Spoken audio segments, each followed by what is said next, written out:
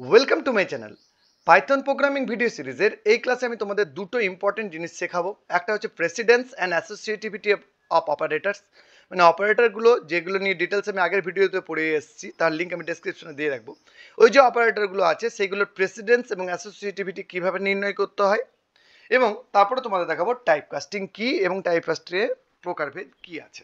তো প্রথমে আমি তোমাদের precedence and associativity of operators পড়াচ্ছি। তো দেখো বাঁ দিকে কিছু অপারেটর আছে, ডান দিকে তাদের নামগুলো দেওয়া আছে। আমরা কিভাবে কাজ করব, আমাদের এক্সামে এগুলো একটা করে ইকুয়েশন দেওয়া হবে, আমাদের সমীকরণ দেওয়া হবে, সমীকরণটার রেজাল্ট বের করতে বলবে। অপারেটরগুলো হাই প্রেসিডেন্স থেকে লো প্রেসিডেন্সের দিকে লেখা আছে। তাহলে সবার উপরে যেটা আছে এর প্রেসিডেন্স সবচেয়ে হাই, এবং সবার নিচে যেটা অপারেটর আছে এর প্রেসিডেন্স সবচেয়ে লো। তাহলে উপর বড় থেকে ছোটোর দিকে নামছে। প্রেসিডেন্স হাই হওয়া মানে তাকে বেশি প্রাধান্য দেবো, তার মানে একটা ইকুয়েশন বা একটা সমীকরণে তার মধ্যে থাকা জিনিসকে আমরা আগে কাজ করব, তারপর আমরা প্রেসিডেন্স অনুযায়ী এক এক করে সবগুলো করব। তো যদি আমরা গাণিতিক কাজ করি বা ম্যাথামেটিক্যাল ইকুয়েশন নিয়ে কাজ করি, তাহলে প্রথমে কাজ করব ব্র্যাকেটের মধ্যে থাকা জিনিসের, তারপরে কাজ করব আমরা এক্সপোনেন্টের মানে ডাবল অ্যাস্টেরিস্কের, তারপরে কাজ করব আমরা মাল্টিপ্লিকেশন, ডিভিশন, ফ্লোট ডিভিশন এবং রিমাইন্ডার, এবং ফাইনালি কাজ করব এবং প্লাস এবং মাইনাসকে নিয়ে। এবার যদি মনে করো পাশাপাশি একই প্রেসিডেন্সগুলো অবস্থান করে, মানে স্টারের পাশে যদি ডিভিশন থাকে কোনটাকে আগে নিয়ে কাজ করব, এই যে কোনটাকে আগে নিয়ে কাজ করব প্রেসিডেন্স সেম হলে সেটাকে বলা হয় অ্যাসোসিয়েটিভিটি। তাহলে যদি এরা পাশাপাশি অবস্থান করে তখন আমরা কি করব, যে অপারেটরটাই হোক এইগুলোর মধ্যে যে কোনো একটা যেটা সবার বাঁ দিকে থাকবে, তো সেটাকে নিয়ে আমরা আগে কাজ করব। তার মানে এই যে স্টার, ডিভিশন, ফ্লোট ডিভিশন এবং মডিউলাস, প্লাস মাইনাস, এইগুলোর ক্ষেত্রে অ্যাসোসিয়েটিভিটি হয় লেফট টু রাইট, মানে বাঁ দিক থেকে ডান দিকে আমরা এক এক করে করতে করতে আসবো। তেমনই লজিক্যাল অপারেটরের ক্ষেত্রে নট, অ্যান্ড এবং অর, এদের প্রেসিডেন্স হাই হচ্ছে নটের, সবার আগে নটের নিয়ে কাজ করব, তারপর অ্যান্ড নিয়ে কাজ করব, তারপর অর নিয়ে আমরা কাজ করব। অ্যাসোসিয়েটিভিটি এদেরও কিন্তু হচ্ছে লেফট থেকে রাইট, তো সবার বাঁ দিকে যে থাকবে তাকে নিয়ে কাজ করবো, ডান দিকে এক এক করে যাব। প্রেসিডেন্স এবং অ্যাসোসিয়েটিভিটি নিয়ে কিভাবে কাজ করতে হয় তোমাদের দেখাচ্ছি। একটা ইকুয়েশন লিখছি এখানে, তো প্রিন্ট স্টেটমেন্টের মধ্যে একটা ইকুয়েশন দিচ্ছি, ধরো 5 প্লাস 6 মাইনাস 4 ইন্টু 5 /2। তাহলে আমার কাছে এই ইকুয়েশনটা আছে, এই ইকুয়েশনটার রেজাল্ট কি বেরোবে, এই ইকুয়েশনটার রেজাল্ট আমরা কীভাবে বের করবো। তো আমরা প্রথমে প্রেসিডেন্স নির্ণয় করব। এখানে দেখো প্লাস, মাইনাস, স্টার এবং ফ্লোট ডিভিশন আছে, তো এদের মধ্যে হাইয়েস্ট প্রেসিডেন্স কার, যে লক্ষ্য করি স্টার এবং ডবল স্ল্যাশ দুজনের সেম প্রেসিডেন্স। তো দুজনের সেম প্রেসিডেন্স হলে কি করব, আমরা বাঁ দিকে যে আছে তাকে নিয়ে আগে কাজ করব, কারণ এর অ্যাসোসিয়েটিভিটি হচ্ছে লেফট টু রাইট। তো বাঁ দিকেটাকে নিয়ে কাজ করলে হবে 4 × 5 20, তারপর আমরা ডবল স্ল্যাশে কাজ করবো 20 2 মানে 10, তাহলে আমার এখান থেকে 10 বেরোবে। এইবারে থাকছে প্লাস এবং মাইনাস, কাকে আগে নিয়ে কাজ করব, যে বাঁ দিকে আছে, যেহেতু প্লাস এবং মাইনাস দুজনের প্রেসিডেন্স সেম, তাহলে এর অ্যাসোসিয়েটিভিটি হচ্ছে লেফট টু রাইট। তাহলে আগে বাঁ দিকেটা কাজ করো, 5 + 6, তো 5 + 6 হবে 11, 11 - 10 = 1। রান করাই যদি এটা আমরা, তাহলে দেখতে পারবো এর রেজাল্ট কিন্তু 1ই এসেছে। নেক্সট আমি একটু পরিবর্তন করব, এবং দেখো এইখানে আমি এই যে 6 - 4 এটাকে একটা ব্র্যাকেটের মধ্যে রাখছি। যদি ব্র্যাকেটের মধ্যে রাখি তাহলে এবারে হাইয়েস্ট প্রেসিডেন্স কার হয়ে গেল। আমি আগেই তোমাদের বলে এসেছি ব্র্যাকেটের মধ্যে থাকা কাজ আগে হবে। তাহলে এখন ব্র্যাকেটের মধ্যে 6 - 4 আসছে, তাহলে এইটাকে আমরা আগে করব, 6 - 4 মানে 2, তারপর আমরা করব স্টার এবং ডবল স্ল্যাশ। তো তার মধ্যে বাঁ দিকে গেছি স্টার, তাহলে 2 × 4 মানে হবে 2 × 5 মানে হবে 10, 10 /2 মানে হবে 5, তাহলে 5 + 5 = 10, তাহলে এটা রান করলে রেজাল্ট আসবে 10। আবার দেখো একটু আরও পরিবর্তন করব, যদি আমরা এইখানে এসে করে দিই ডবল স্টার 2, তাহলে এর মিনিংটা কী হলো এবং কার প্রেসিডেন্স হাই হয়ে গেল এই মুহূর্তে। লক্ষ্য করো ব্র্যাকেটের প্রেসিডেন্স হাইয়েস্ট প্রেসিডেন্স, তাহলে ব্র্যাকেট নিয়ে আমরা আগে কাজ করব, তারপরে নেক্সট প্রেসিডেন্স হাই হচ্ছে ডবল স্টারের, তারপরে এটা নিয়ে কাজ করব, তারপরে আমরা ডিসিশন নেব স্টার এবং ডবল স্ল্যাশের মধ্যে। তো স্টার এবং ডবল স্ল্যাশ যেহেতু সেম প্রেসিডেন্স আগেই বলে এসেছি, তাহলে বাঁ থেকে স্টারটার কাজটা আগে হবে, তারপরে ডবল স্ল্যাশের কাজ হবে, তারপর আমাদের প্লাসের কাজটা হবে। তাহলে রেজাল্ট কি আসা উচিত, রেজাল্ট এখান থেকে 2 হওয়ার পরে এখানে 2 এর স্কোর 4 বেরোবে, তাহলে 2 × 5 10, 10 /4 মানে বেরোবে 2.5, তো 2.5 মানে 2 দেবে এখানে, 2 + 5 = 7, 7 রেজাল্ট আসা উচিত। দেখি কি রেজাল্ট আসছে, 7 রেজাল্ট এসছে। তো তোমাদের দেখালাম আমি কিভাবে প্রেসিডেন্সকে নির্ণয় করতে হয়। এবার তোমাদের আমি একটু আলাদা দেখাচ্ছি সেম প্রেসিডেন্সের ব্যাপার। ধরো 7 5 // 2 into 5 single slash 2 মডিউলাস 2 দেখো সবগুলো সেম প্রেসিডেন্সে আছে। এই ক্ষেত্রে আমাদের ডাবল মানে ফ্লোট ডিভিশন, মাল্টিপ্লিকেশন, ডিভিশন এবং মডুলাস অপারেটরের ইউজ আছে। তো এইগুলো সেম প্রেসিডেন্স হওয়ার জন্য আমরা বাঁ দিকেরটাকে নিয়ে আগে কাজ করব। তাহলে আগে 5/2 মানে এখান থেকে বেরোবে কত 2, তারপর 2 into 5 করবো আমরা, 2 into 5 বেরোবে 10, 10 সিঙ্গেল স্ল্যাশ মানে ফ্লোট ডিভিশন, 10 ফ্লোট ডিভিশন 2 মানে হবে 5.0, 5.0কে আমরা 2 দিয়ে ভাগ করলে আমাদের রিমাইন্ডার কত বেরোবে 1। তাহলে এখানে রেজাল্ট হওয়া উচিত 1 এবং দেখো 1 মানে 1.0 অবশ্যই যেহেতু ফ্লোট ডিভিশন আছে তো 1.0 আমার রেজাল্ট বেরোলো। দেখলে কীভাবে অ্যাসোসিয়েটিভিটি আমরা নির্ণয় করলাম। আবার যদি আমরা ধরো এইটাকে ব্র্যাকেটে দিয়ে দিতাম, আমি এটা করছি 5, আচ্ছা 5 মডুলাস 2, তাহলে দেখো এবারে ব্র্যাকেটের কাজটা আগে হবে। 5 মডুলাস 2 মানে এখান থেকে 1 আসবে, এইখান থেকে আসবে 2, 2 into 5 10, 10 ফ্লোট ডিভিশন 1, তো 10 ফ্লোট ডিভিশন 1 মানে 10ই আসবে রেজাল্ট। তো 10.0 রেজাল্ট আসার উচিত, তো 10.0ই রেজাল্ট এসছে। তবে দেখাতে পারলাম তোমাদের অ্যাসোসিয়েটিভিটি কীভাবে কাজ করে। নেক্সট তোমাদের এক্সপোনেন্টের ব্যাপারটা বলেছিলাম যে অ্যাসোসিয়েটিভিটি হচ্ছে রাইট টু লেফট। তো রাইট টু লেফট কীভাবে কাজ করছে লক্ষ্য করো।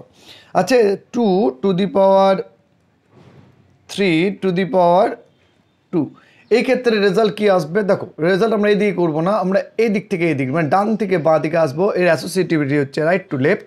তাহলে 3 স্কোয়ার মানে 9, 2 to the power 9 মানে 512। তো এটা রান করলে 512 রেজাল্ট আসবে। আশা করি তোমরা বুঝতে পেরেছো কীভাবে এটা কাজ করে। লক্ষ্য করে একটু, প্রথমে কি হচ্ছে 3 স্কোয়ার মানে 9 আর 2 to the power 9 মানে 512। তাহলে আমরা কোন দিকে যাচ্ছি, প্রথমে কোন কাজ করছি রাইটেরটা, তারপরে লেফটেরটা কাজ করছি, তাই এর অ্যাসোসিয়েটিভিটি হচ্ছে রাইট টু লেফট। বাকি সবের অ্যাসোসিয়েটিভিটি লেফট টু রাইট তোমাদের আমি দেখিয়ে এলাম।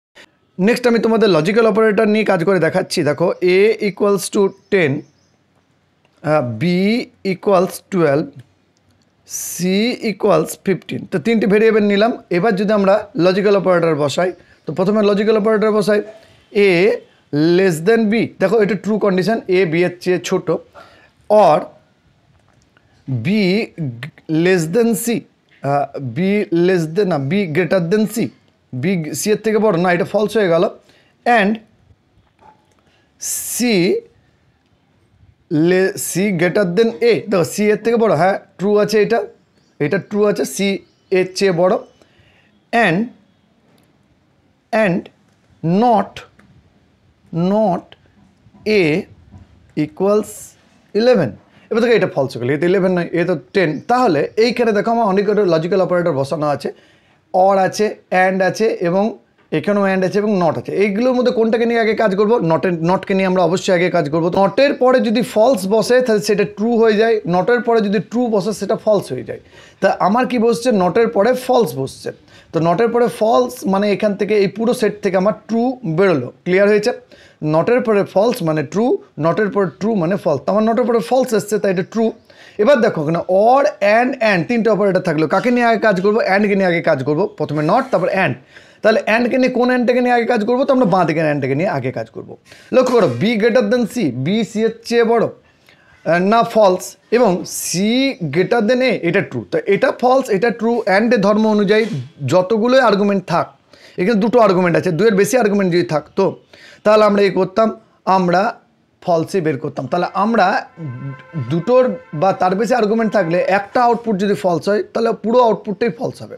তাহলে এটা ট্রু বাট এটা false, B greater than C এটা ফলস আর এটা ট্রু। তো এটা ফলস হওয়ার জন্য এই পুরো সেটের রেজাল্ট আসবে কি, পুরো সেটের রেজাল্ট আসবে ফলস। তাহলে এটা ফলস হয়ে গেল আর এটা অলরেডি কী আছে, ট্রু হয়ে আছে। তো true and false equals to false হবে। তাই পুরোটা থেকে কী বেরোবে, ফলস বেরোবে পুরোটা থেকে, কারণ আগে এখান থেকে আমাদের বেরিয়েছিল ট্রু আর এদিক থেকে বেরোলো ফলস, ফলস অ্যান্ড ট্রু মানে ফলস। এবার দেখো এ লেস দেন বি এটা আছে ট্রু এবং এই দিকটা বেরিয়েছে ফলস। তো অরের ক্ষেত্রে কি হয়, যতগুলো আর্গুমেন্ট থাক মাঝে যদি অর থাকে একটা ট্রু হলে আউটপুট ট্রু হবে।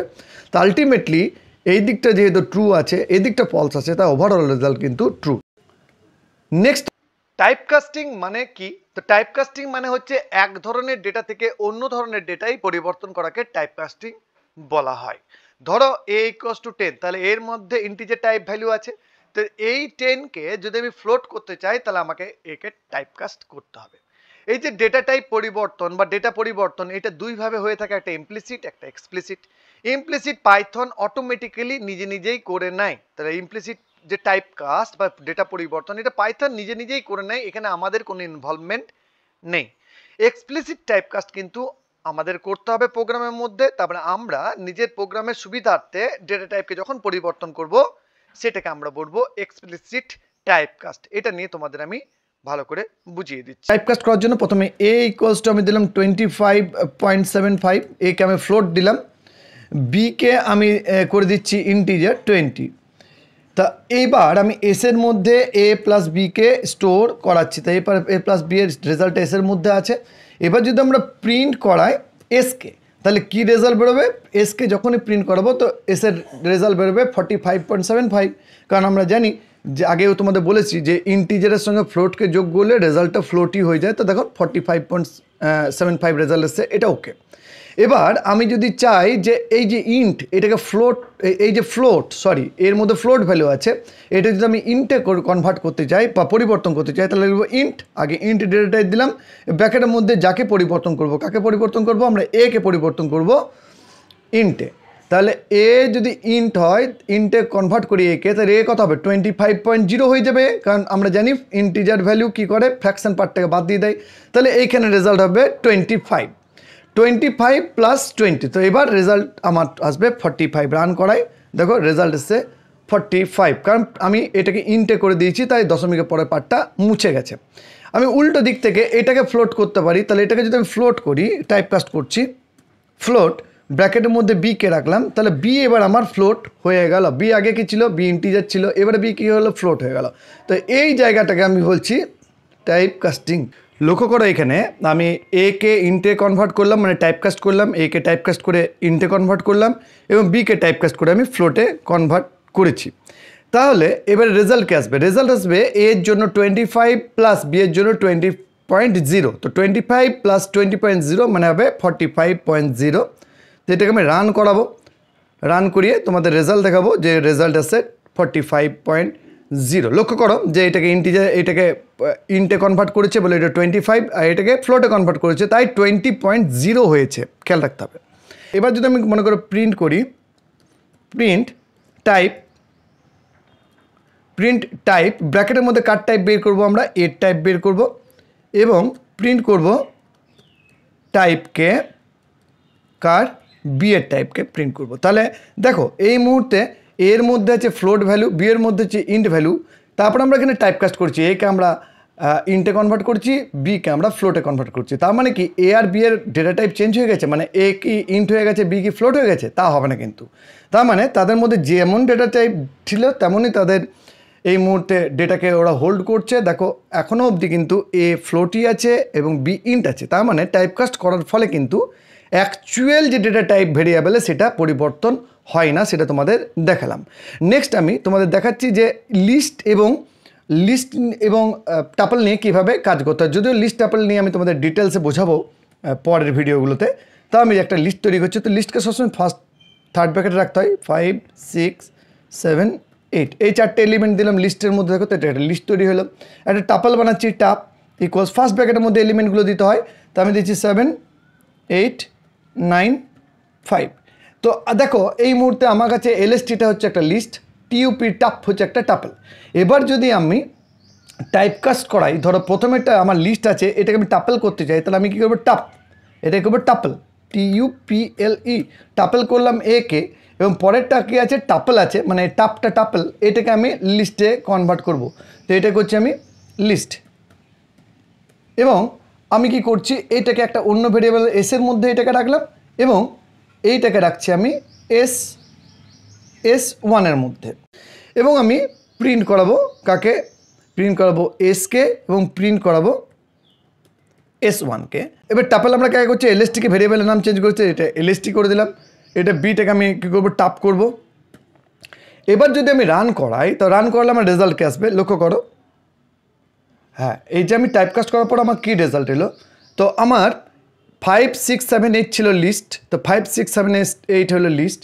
টাপ হচ্ছে 7895। তো এটা দেখো 7895। আমি যখন টাইপকাস্ট করলাম তো এসকে প্রিন্ট করেছি। তো এস দেখো আগে ছিল লিস্ট, এখন হয়ে গেছে টাপল।